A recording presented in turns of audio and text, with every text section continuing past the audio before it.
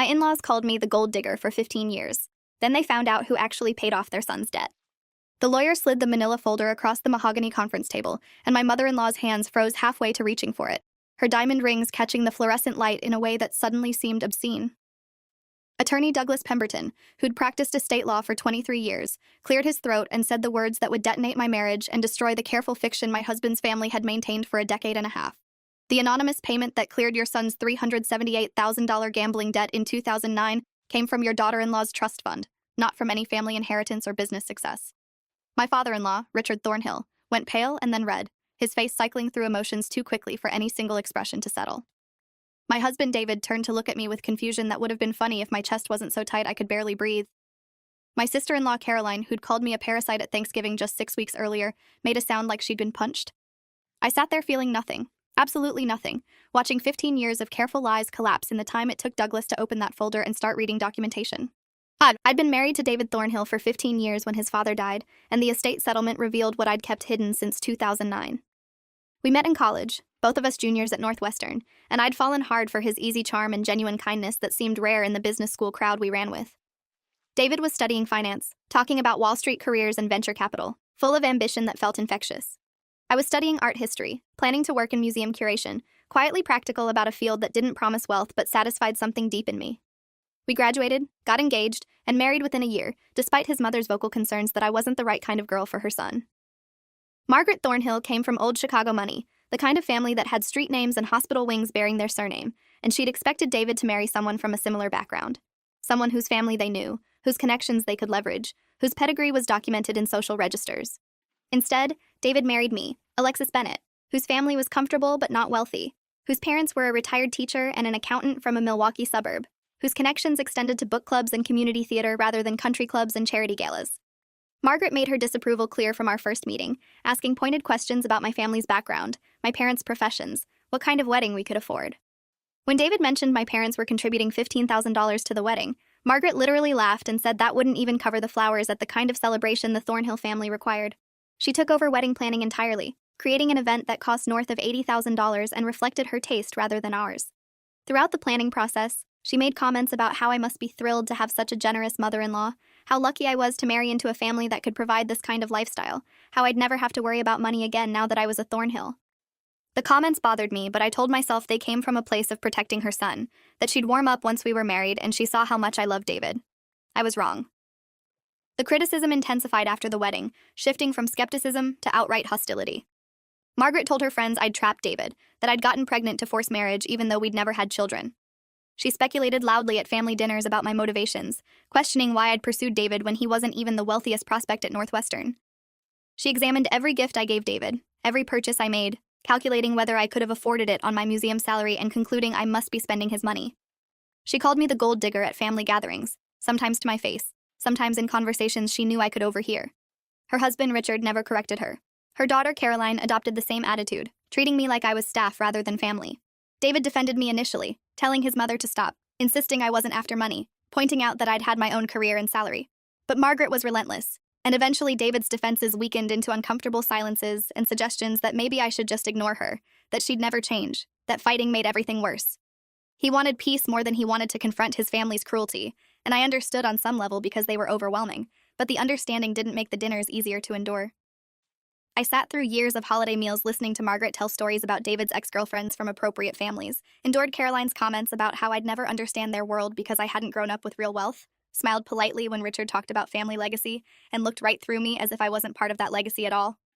The irony was so thick I sometimes wanted to laugh during those dinners, but I kept my secret because David had asked me to, because revealing it would hurt him more than Margaret's insults hurt me. The truth was that I'd come into a substantial trust fund at age 25. An inheritance from my maternal grandmother who'd made a fortune in real estate investments throughout the 1960s and 1970s. Grandma Eleanor had been a quiet genius, buying properties in developing areas before anyone else saw their potential, and she'd accumulated wealth that shocked everyone when she died. She'd loved me fiercely, her only grandchild, and she'd left me everything with instructions that I use it wisely and never let anyone make me feel less than I was. The trust was structured to pay out in stages, with the first major distribution happening 6 months before I met David. By the time we married, I had access to roughly $2.4 million that I'd invested conservatively, living off museum salary while the principal grew. I never told David about the trust because I wanted to know he loved me for myself, not for money. It sounds naive now, but at 23, I'd already seen how financial information changed relationships, how people treated my grandmother differently once they knew her net worth. I wanted authenticity with David, wanted to build something real before money complicated it. When we got engaged, I planned to tell him. But then Margaret started the gold digger narrative, and I realized that revealing my financial independence would only shift her accusations rather than stopping them. She'd say I was lying about the source, or that I'd manipulated my grandmother, or that I was still after the Thornhill fortune even though I had my own money. So I stayed quiet, thinking I'd tell David eventually when the timing felt right, when his family's opinion mattered less, when we'd built enough of our own life together that outside judgment couldn't shake it. The right time never came. We settled into married life in Chicago, both of us working, living in a nice but not extravagant apartment that we could afford on our combined salaries. David worked in private equity, making decent money but not the millions he'd hoped for when he was 21 and full of ambition. I worked at the Art Institute, underpaid like everyone in the nonprofit sector but genuinely loving my work. We were comfortable, happy, building a normal professional life together. Then in 2008, David made a series of catastrophically bad decisions that would change everything. He started gambling, initially just poker games with colleagues, then online betting, then regular trips to the casino in Indiana where he could play higher stakes. He hid it from me for months, and by the time I found credit card statements showing cash advances and unexplained charges, he was in deep. He broke down when I confronted him, admitted he'd developed a serious problem, said he'd lost over $100,000 and the debts were piling up faster than he could manage. He'd borrowed from friends, maxed out credit cards, taken a second mortgage on a condo I didn't even know he'd bought as an investment property using family money. He was ashamed and scared, and he swore he'd stop, that he'd get help, that he'd fix this mess. I believed him because I loved him, and because everyone deserves a chance to recover from mistakes. I insisted he attend Gamblers Anonymous, see a therapist who specialized in addiction, and let me help manage finances until he was stable. He agreed to everything, seemed genuinely committed to recovery, and for a few months, things improved. Then, in early 2009, 2 men in expensive suits showed up at our apartment looking for David, and I learned the gambling debt was far worse than he'd admitted. These weren't credit card companies or banks. These were private lenders, the kind of people who operated in legal gray areas and expected repayment on schedules that didn't allow for financial hardship. David owed them $378,000, accumulated over 18 months of increasingly desperate betting where he kept doubling down trying to recover previous losses. They wanted payment in full within 30 days, or they'd start pursuing collection methods that made their meaning very clear without stating anything explicitly illegal. David was terrified, genuinely scared for his safety and mine, and he had no way to pay this amount. His salary couldn't cover it, his savings were long gone, and the condo he'd mortgaged was underwater after the 2008 financial crisis. He'd already borrowed everything he could from legitimate sources. He wanted to go to his parents, to confess and beg for money from the Thornhill family fortune that Margaret referenced so frequently. I knew exactly what would happen if he did that. Margaret would bail him out, hold it over him forever, and probably find a way to blame me for his gambling addiction despite my having nothing to do with it. She'd say I'd driven him to it through stress, or hadn't supported him properly, or something equally absurd. The rescue would come with strings that would strangle our marriage and any independence David had from his family. I couldn't let that happen. Couldn't watch him be infantilized and controlled for the rest of his life because of mistakes he'd made. So I made a decision that would shape the next 15 years. I told David I'd take care of it, that I'd find a way to solve this problem, and he should never tell his family what had happened. I contacted my wealth management advisor, Gregory Kaufman, who'd been managing my trust since Grandma Eleanor died and who understood discretion. I explained the situation and asked how to structure an anonymous payment that couldn't be traced back to me directly. Gregory, who'd worked in private wealth management for 19 years, set up a payment system through a series of accounts that made the money appear to come from an offshore investment return rather than my personal trust. We created documentation that looked like David had made a smart investment years earlier that had finally paid off, providing just enough paper trail to satisfy the lenders while obscuring the actual source. The payment cleared the debt completely, and the dangerous men disappeared from our lives. David was grateful and relieved, asking repeatedly where the money had come from, and I lied. I said I'd called in favors, consolidated our debt through legitimate channels, and negotiated a settlement. He believed me because he wanted to believe me, because the alternative was facing the full horror of what he'd done to our finances and our safety. But Margaret didn't believe any explanation would be legitimate if it came from me, so I suggested David tell his parents he'd had a successful investment mature, that he'd handled everything himself, that the crisis was resolved without family intervention. David, still shaky from addiction and desperate to prove his capability to his domineering mother, agreed. He told his parents about the investment windfall, describing returns and timing that Gregory had helped me script to sound plausible. Margaret was skeptical, peppering David with questions about specific investments and returns, but Richard seemed satisfied, and eventually Margaret accepted it. She took credit somehow anyway, suggesting that David's business acumen came from his father's side of the family, that Thornhill blood made winners. I sat at that dinner listening to her praise her son for investment savvy funded entirely by my grandmother's real estate fortune, and I said nothing. The gambling debt payment bought David's recovery. He committed seriously to therapy after facing how close he'd come to disaster, attended GA meetings religiously for years, and never gambled again as far as I knew. Our marriage stabilized, improved even, as he dealt with the addiction and underlying issues. But the secret of where the money came from sat between us, a lie of omission that grew heavier each year.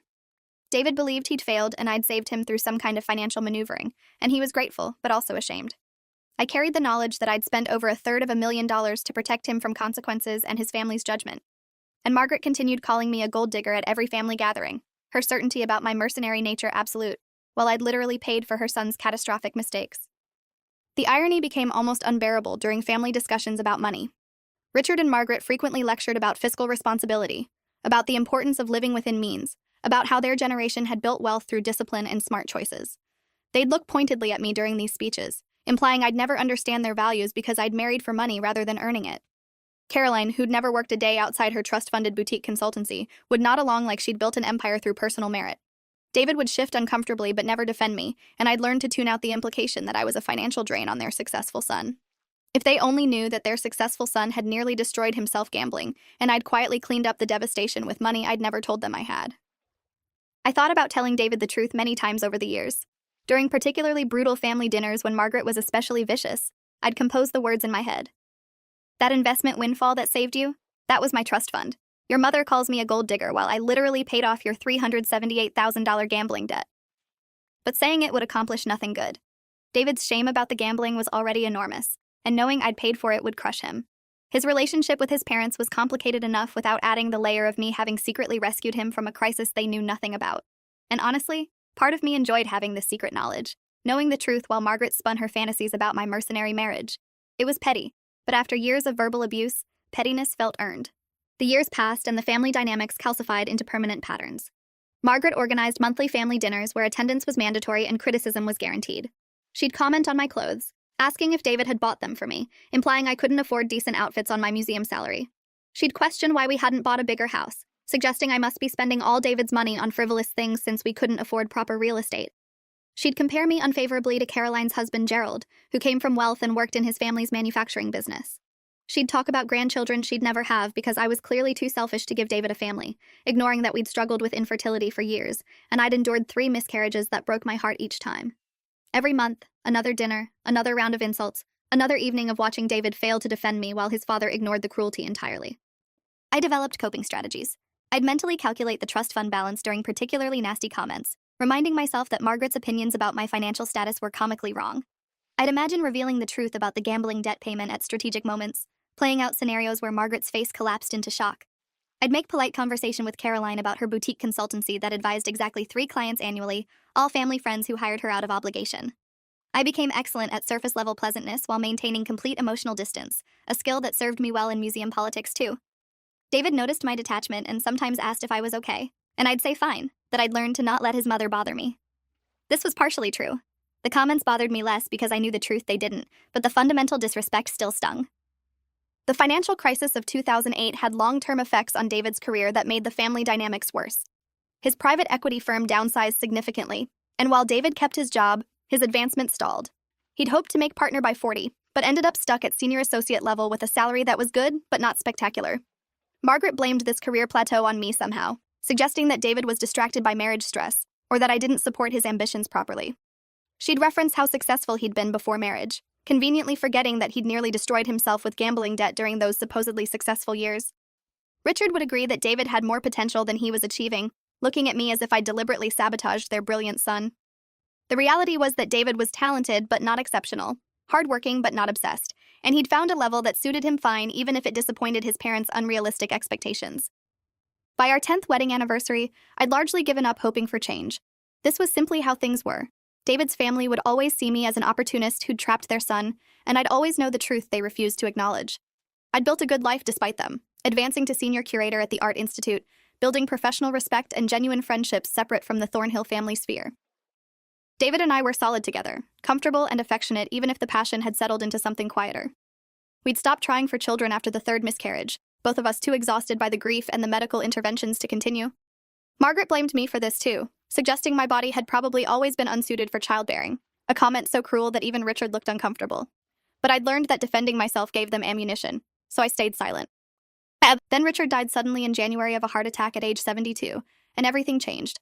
He went to bed one evening after a family dinner where he'd complained about chest discomfort that Margaret had dismissed as indigestion, and he never woke up.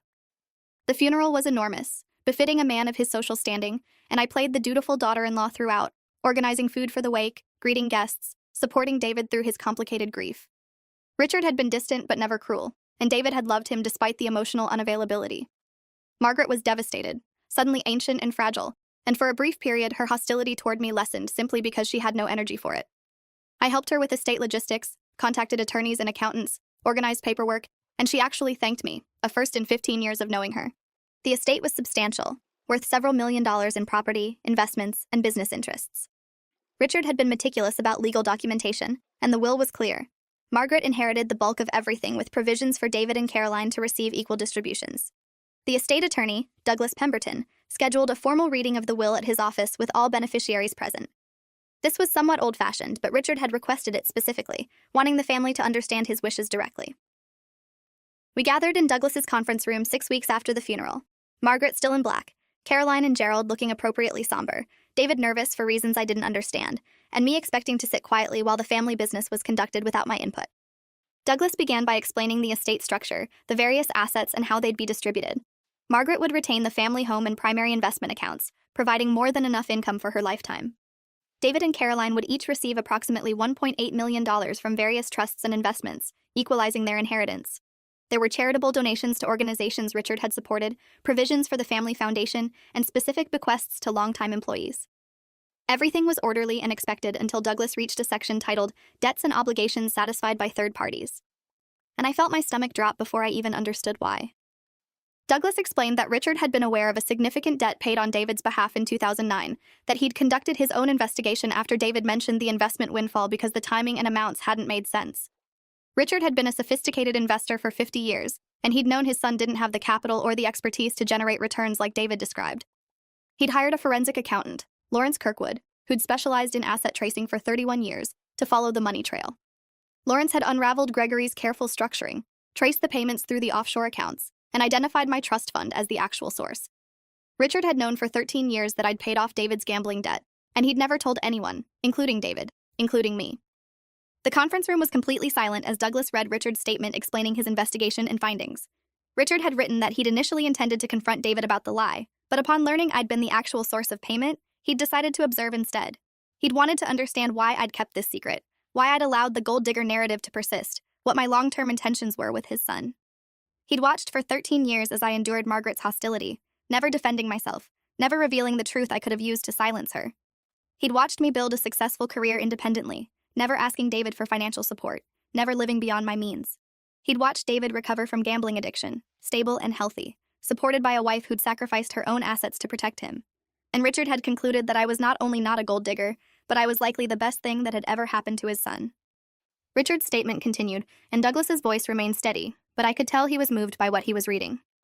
Richard wrote that he'd been wrong about me, that his wife had been catastrophically wrong, that the family owed me an apology he was delivering posthumously because he'd been too cowardly to offer it while alive. He'd been raised in a world where wealth defined worth, and he'd assumed anyone marrying into money must be motivated by it, but I'd proven that assumption false through 15 years of quiet dignity. He'd instructed Douglas to reveal this information during the estate reading specifically because he wanted Margaret and Caroline to understand exactly who they'd been attacking all these years, wanted David to know what his wife had sacrificed for him, wanted the truth exposed in a way that couldn't be ignored or minimized. It was the closest Richard could come to protecting me, and he'd had to die to do it. Douglas slid the manila folder across the table, and Margaret's hands froze halfway to reaching for it. Inside was documentation, the forensic accounting report showing the payment trail from my trust to the offshore accounts to the debt settlement, Gregory's statements confirming my instructions, correspondence between Richard and Lawrence discussing the investigation, and a letter from Richard to me that Douglas said I could read privately later. The evidence was irrefutable, professionally documented, and absolutely clear. I had paid $378,000 to clear David's gambling debt in 2009, and I'd never told anyone, and the family had spent 13 subsequent years calling me a gold digger while I'd literally bankrolled their son's recovery. Margaret made a sound like she'd been punched, her face cycling through shock and denial and anger so quickly that I almost felt sorry for her. Almost. Caroline started to say something defensive, but Gerald, who'd always been kind to me despite his wife's cruelty, put his hand on her arm and shook his head slightly. David turned to me with confusion that rapidly shifted to horror as he processed what he was hearing.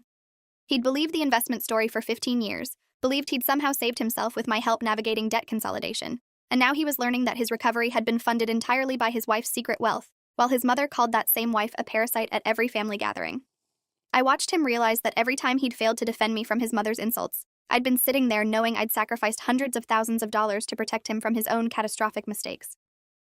Douglas gave everyone time to absorb the information before continuing with the final provisions of the will.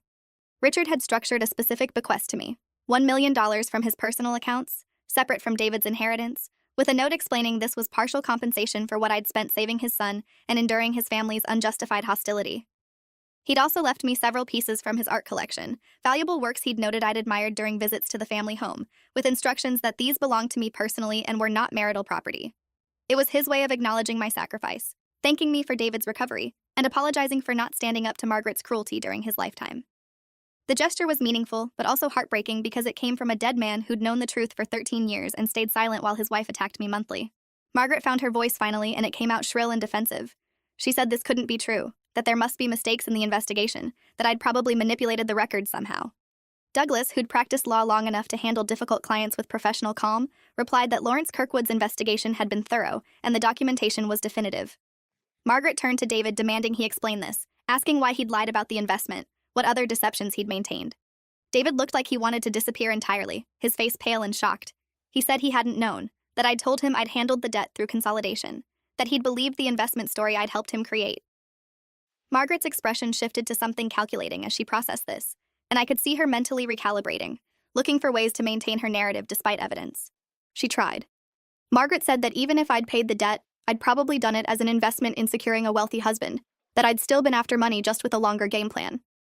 Douglas interrupted her gently but firmly, pointing out that I'd had substantial independent wealth before meeting David, that Richard's investigation had verified my trust fund predated our relationship, that I'd never asked for repayment or acknowledgement of the payment. Margaret tried again, suggesting I'd kept the secret to hold power over David, to have leverage in the marriage. Caroline nodded along, desperate to maintain the worldview where I was the villain. Douglas simply reopened the folder and showed them Richard's analysis of our financial history. I'd never combined my trust fund with marital assets. I'd lived primarily on my museum salary for 15 years. I'd made no expensive purchases or lifestyle changes. I'd accumulated no personal debt in David's name. There was no evidence of exploitation or manipulation, only evidence of sacrifice and discretion. The meeting ended awkwardly, everyone processing information that upended 15 years of family dynamics. Margaret left quickly, refusing to look at me, her world clearly shattered by having to reconcile her gold digger narrative with documentary proof of my financial generosity. Caroline followed her mother, shooting me a look that was equal parts resentment and confusion. Gerald paused to shake my hand and say he'd always thought I was decent, which was as close to an apology as I'd likely get from that quarter. David sat frozen in his chair, staring at the documents, and I waited because I didn't know what else to do.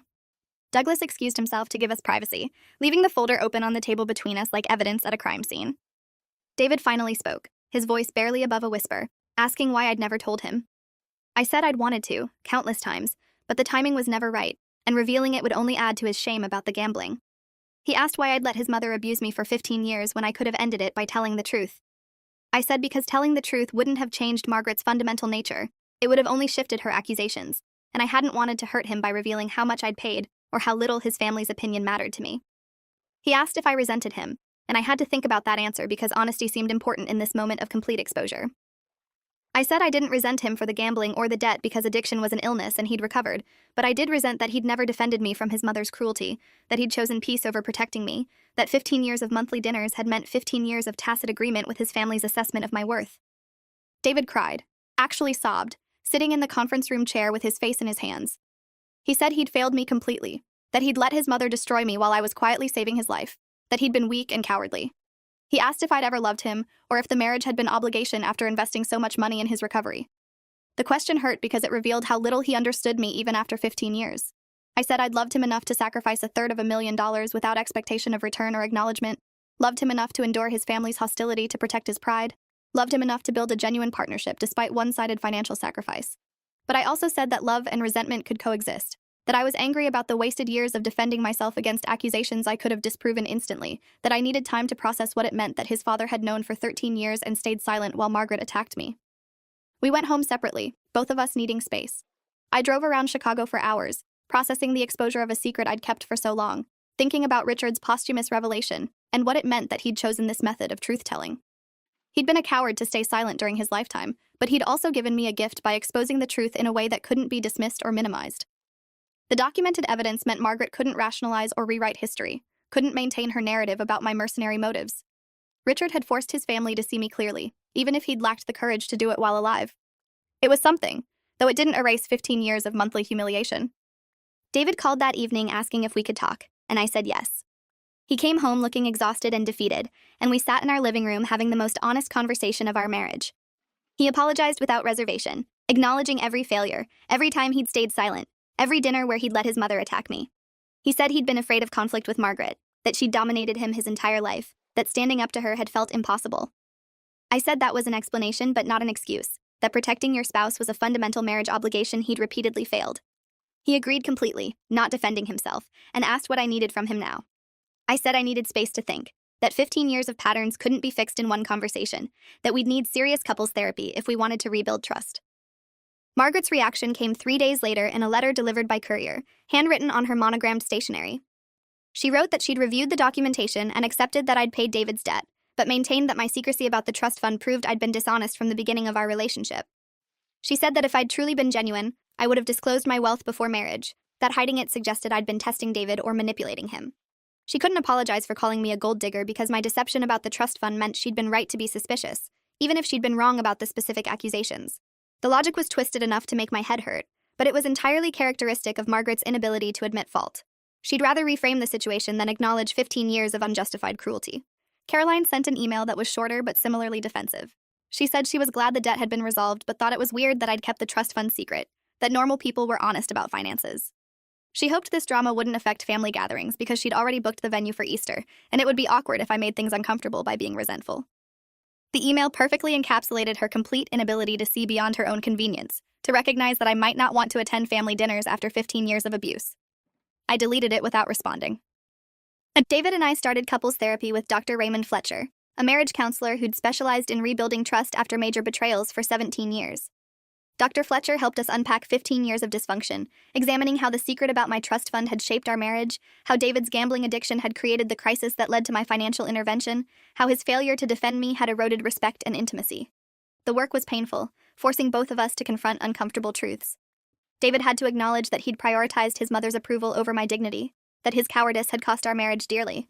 I had to acknowledge that keeping the trust fund secret had created information asymmetry that affected our relationship, that David couldn't fully partner with me financially when he didn't know my actual resources. Over months of therapy, we made progress but also recognized limitations.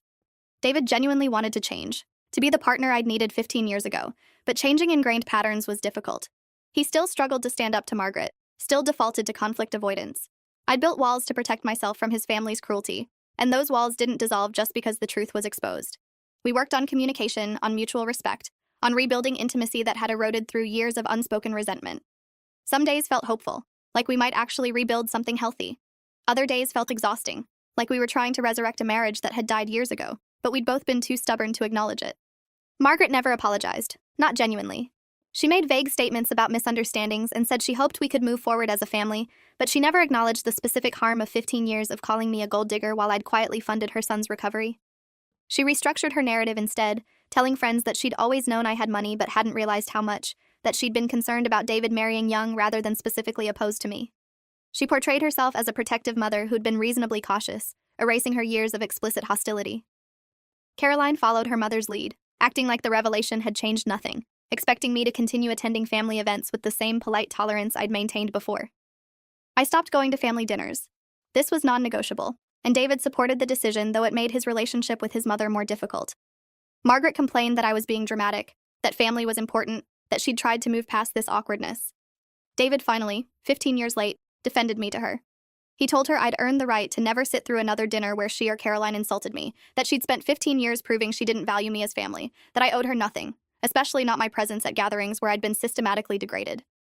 Margaret was shocked that David stood up to her, responding with tears and accusations of abandonment. David held firm, and I watched him do what I'd needed him to do for 15 years, and felt proud but also sad that it had taken his father's death and posthumous revelation to motivate this defense. The $1 million Richard left me sparked another round of family drama. Margaret contested that provision of the will, arguing that it was excessive and suggested undue influence on her elderly husband. Her attorney filed a challenge claiming Richard hadn't been of sound mind when making that bequest, that I must have manipulated him somehow. Douglas Pemberton, representing the estate, responded with medical records proving Richard's mental competency and documentation, showing he'd made the bequest decision years before his death, well before any health decline. The forensic accountant, Lawrence Kirkwood, testified that Richard had made the bequest specifically to compensate me for the gambling debt payment, that the amount was reasonable given my $378,000 expenditure. The judge dismissed Margaret's challenge entirely, ruling that Richard had been clear in his intentions and had the right to structure his estate as he chose. Margaret lost in court and lost the legal fees she'd spent on the frivolous challenge. I used part of Richard's bequest to establish an art scholarship at Northwestern, funding students from middle-class backgrounds who wanted to study museum curation or art history. I named it the Eleanor Bennett Scholarship after my grandmother, the woman whose real estate fortune had funded David's gambling debt recovery and whose values about wealth had shaped my own relationship with money. The scholarship was my way of honoring her memory and using Richard's compensation for something meaningful. The rest of Richard's bequest I invested conservatively, adding it to my trust fund principle, continuing the careful wealth management my grandmother had taught me mattered more than flashy spending. And of that, David and I stayed married through the first year after Richard's death, working hard in therapy, rebuilding slowly. But ultimately, we had to acknowledge that 15 years of dysfunction had created damage we couldn't fully repair. The revelation about the gambling debt payment and my trust fund had exposed rather than created our core problems. David's inability to stand up to his family, my willingness to sacrifice myself to protect him, the fundamental imbalance where I gave everything and he gave what was convenient.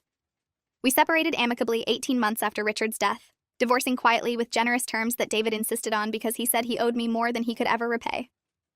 The divorce was sad but also honest, recognizing that sometimes love isn't enough when patterns are too entrenched. I'm 41 now, 3 years past the divorce, and I've rebuilt my life entirely on my own terms. I still work at the Art Institute, recently promoted to chief curator, genuinely loving my work and the professional respect I've earned through competence rather than connections. I have friendships built on authenticity, relationships where I'm valued for myself rather than tolerated as an inconvenient attachment to someone's son. I date occasionally, careful about protecting my privacy and my heart, but open to the possibility of partnership with someone who chooses me consistently rather than just when it's convenient.